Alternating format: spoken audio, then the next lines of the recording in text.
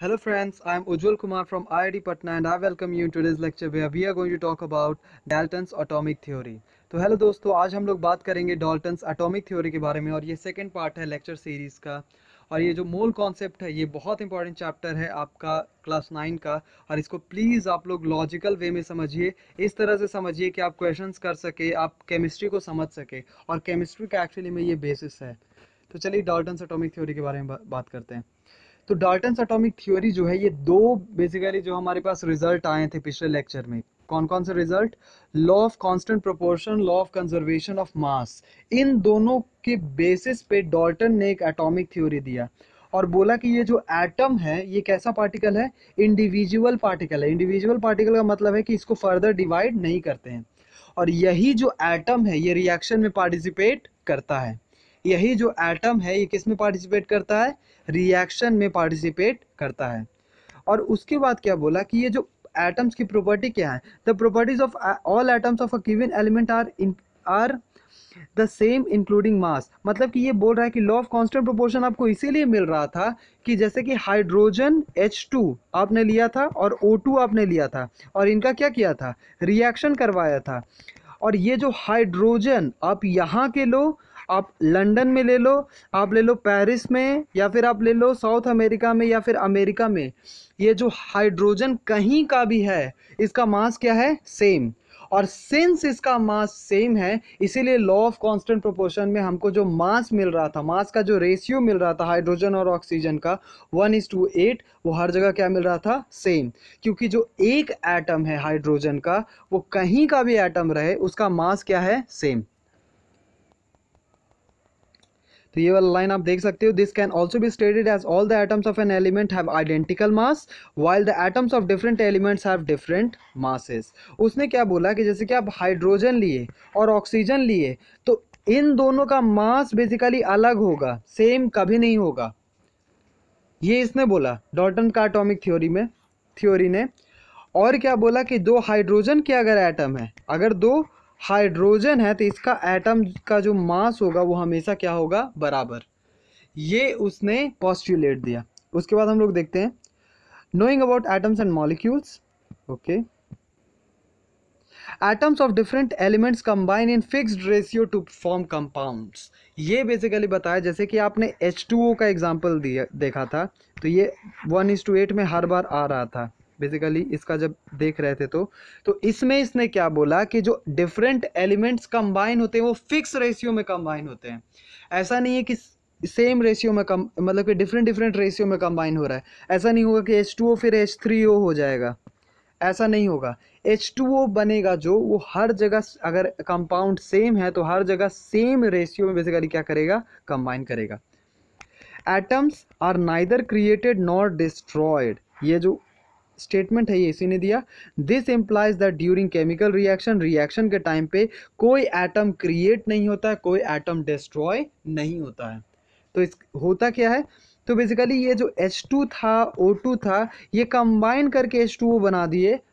तो इसमें भी जो एटम H2 था वो सेम एटम यहाँ पे प्रेजेंट है, और O2 जो था वो सेम एटम यहाँ पे प्रेजेंट है। कोई नया एटम क्रिएट नहीं हुआ है, ना ही कोई एटम क्या हुआ? डिस्ट्रॉय। तो उसके बाद हम लोग देखते हैं the formation of new products. Compound जो नया बना, जैसे कि H2O जो बना, results from the rearrangement of existing atoms. जो एटम्स थे उसका क्या हुआ? रीअरेंजमेंट। यहाँ पे मान लो कि एक एटम है हाइड्रोजन का, एक एटम है यहाँ पे दूसरा ऑक्सीजन का, और तीसरा एटम है हाइड्रोजन का। तो ये तीनों क्या हुए? रीअरेंज हुए, और रीअरेंज करके एक कंपाउंड बनाए। क्या बनाए? कंपाउंड। जैसे कि हम लोग शुरू में ही देखे थे कि कैसे कंपाउंड बनते हैं। तो जब एटम्स रीअरेंज होते हैं, जो एटम्स हैं वो बेसिकली क्या करते हैं? रीअरेंज होते हैं, तो क्या बनाते हैं? कंपाउंड बनाते हैं। अब यहाँ पे दूसरा इसने क्या बोला कि एटम्स ऑफ एन एलिमेंट, जैसे कि हाइड्रोजन है या फिर ऑक्सीजन है, तो एक एलिमेंट को लिए, मान लीजिए कि क्या लिए? हाइड्रोजन लिए। क्या लिए? हाइड्रोजन लिए। तो उसका जो मास होगा सबका सेम होगा, साइज सेम होगा, एंड मेनी अदर फिजिकल और केमिकल प्रॉपर्टी भी क्या होगा? सेम होगा। But atoms of two different elements, लेकिन अगर अलग अलग एलिमेंट्स होंगे तो उसका मास, साइज और many other physical and chemical property, और फिजिकल और केमिकल प्रॉपर्टी जैसे कि boiling point, melting point, reaction, वो क्या होगा, अलग अलग होगा।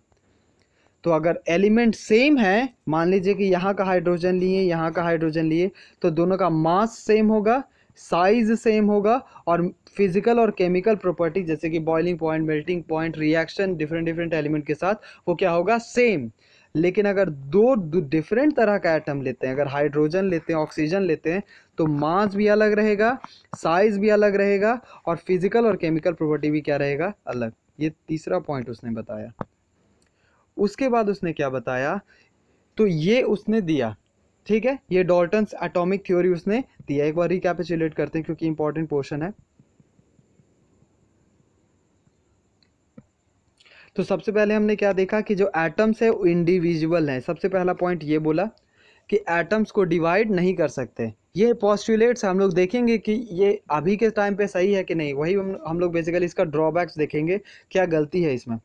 उसके बाद हम लोग देखेंगे कि देखे हम लोग कि वो जो होते हैं, एक एटम का जो एलिमेंट का जो एटम है वो हर एटम क्या रहता है, सेम रहता है, इसने बताया। दो अगर डिफरेंट एटम है तो उसका जो फिजिकल और केमिकल प्रॉपर्टी है वो सेम रहता है, और फिक्स्ड रेशियो में कंबाइन करते हैं। और क्या बोला इसने कि ये रीअरेंज होते हैं तो क्या बनाते हैं, कंपाउंड बनाते हैं। ये इसने डिफरेंट डिफरेंट पॉइंट बताया। अब हम लोग इसका ड्रॉबैक्स देखेंगे। ड्रॉबैक्स बेसिकली क्या क्या गलतियां हैं।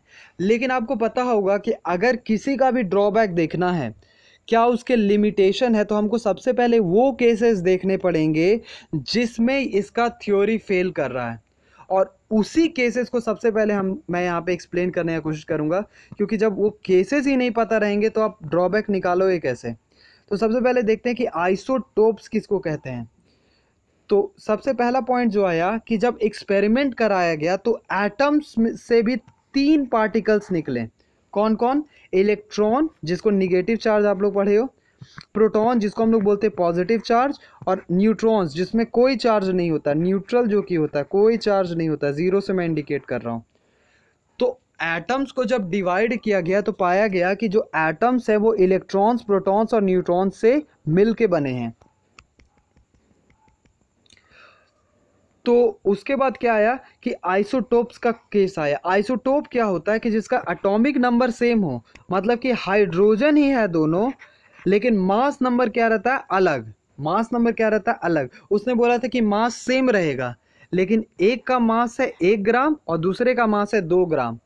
इसको बोलते हैं बेसिकली, आप लोग पढ़ोगे, आप स्कूल में अगर देखोगे तो इसको बोलते हैं प्रोटियम और ड्यूटेरियम। तो इसको बोलते हैं आइसोटोप्स। इसको क्या बोलते हैं, आइसोटोप्स। इसके मास क्या होते हैं, अलग अलग।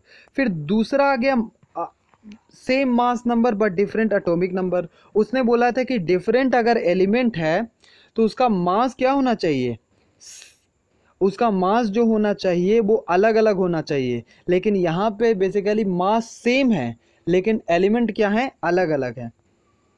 जैसे कि Cl37 और दूसरा है आर्गन।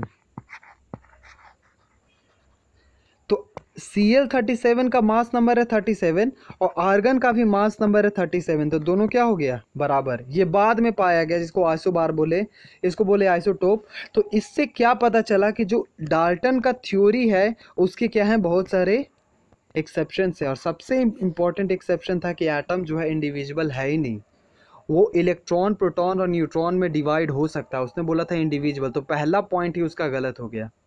लेकिन फिर भी इतनी सारी कमियां होने के बाद भी इसका ये जो एटम, ये जो उसका कॉन्सेप्ट था, उसने हमको एक पॉइंट तक पहुंचा दिया कि जो एटम्स हैं वो बेसिक यूनिट है जो कि किस में पार्टिसिपेट करता है, रिएक्शन में पार्टिसिपेट करता है। तो यहाँ पे मैंने बेसिकली क्या किया कि जितना भी पॉइंट्स था उसका जो उसमें कमियां थी उसको मैंने यहाँ पे नोट्स के फॉर्म में दे दिया है। आप चाहो तो आप इसको नोट डाउन कर सकते हो, आपको बहुत काम देगा ये। आप जब 4th चैप्टर पढ़ोगे तो आपको ये और अच्छे से समझ में आएगा।